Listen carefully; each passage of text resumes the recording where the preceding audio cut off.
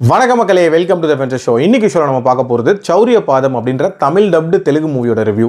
இந்த படம் ஒரு ஹேஸ் த்ரில்லர், அதுவும் ஃபன் கலந்த ஒரு ஹேஸ் த்ரில்லர் அப்படின்னே சொல்லலாம். ஆக்சுவலாக இந்த படத்தில் நம்ம ஹீரோ இருக்கார்ல, அவர் டேரக்டர் ஆகணும் அப்படின்ற கனவோட இருக்காரு. ஆனால் இவரோட படத்தை எந்த ப்ரொடியூசரும் ப்ரொடியூஸ் பண்ணுறதுக்கு ரெடியாகவே இல்லை. ஸோ இவரே சொந்தமாக படம் எடுக்கலாம் அப்படின்ற மாதிரி முடிவு பண்ணிட்டாரு. பட் அதுக்கு நிறைய காசு தேவை. ஸோ ஒரு கொள்ளை சம்பவத்தில் ஈடுபடலாம் அப்படின்ற மாதிரி இவரும் இவரோட கேங்கும் முடிவு பண்ணுறாங்க. அந்த கொள்ளை அடிக்கிறதுக்கு இவங்க தேர்ந்தெடுக்கக்கூடிய பேங்க் இருக்குல்ல, அது ஒரு வித்தியாசம் ஊர்ல இருக்கு. அந்த ஊர்ல எந்த கிரைமுமே நடக்கவே நடக்காது. இன்ஃபேக்ட் அந்த ஊர் மக்கள் வீட்டு கதவை திறந்து போட்டுட்டு கூட போவாங்க. அந்த அளவுக்கு ஒரு ஃப்ரீயான ஒரு ஊர்.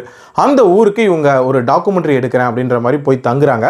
தங்கி இருந்து மணி ஹெய்ஸ்ட் ரேஞ்சுக்கு ஒரு பிளான் போட்டு அந்த பேங்கை கொள்ளடிக்கிறதுக்காக முடிவு பண்றாங்க. அந்த டைம்ல கொள்ளடிக்க போகும்போது எதிர்பாராத ஒரு விஷயத்தை பார்க்குறாங்க. என்ன பார்க்குறாங்க, அதுக்கப்புறம் என்ன மாதிரியான சம்பவங்கள் நடக்குது, இவங்களுக்கு என்ன ஆகுதுன்ற மாதிரி நிறைய விஷயங்களை சொல்லக்கூடிய ஒரு படம் தான் இந்த படம். எனக்கு இந்த படத்தில் பிடிச்ச விஷயமே அந்த கொள்ளடிக்க போகும்போது இவங்க பார்க்குற ஒரு விஷயம் இருக்குல்ல, பயங்கர இன்ட்ரெஸ்டிங்கான ஒரு விஷயமா இருந்துச்சு அப்படின்னே சொல்லலாம்.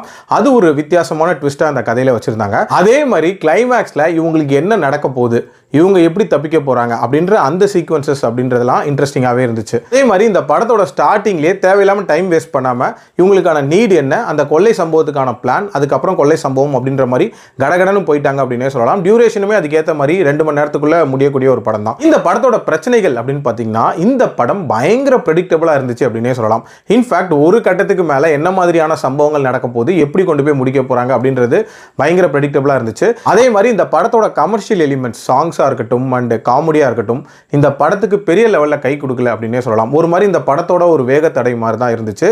ஸோ இன்னுமே கொஞ்சம் ஆர்கனைஸ்டாக எடுத்திருக்கலாம் அப்படின்னு தான் தோணுச்சு. ஓவரால் ஐடியாவாக நல்லா இருந்தாலும் இம்ப்ளிமெண்டேஷன் பெட்டராக இருந்திருக்கலாம். பட் ஸ்டில் கண்டிப்பாக ஒன்ஸ் ட்ரை பண்ணி பார்க்கலாம். என்னோட ரேட்டிங் இந்த படத்துக்கு 2.5 out of 5. அடல் கண்டென்ட்லாம் பெருசாக இல்லை, தாராளமாக பார்க்கலாம். மீண்டும் அடுத்த விமர்சனத்தில் சந்திக்கிறேன். நன்றி, வணக்கம்.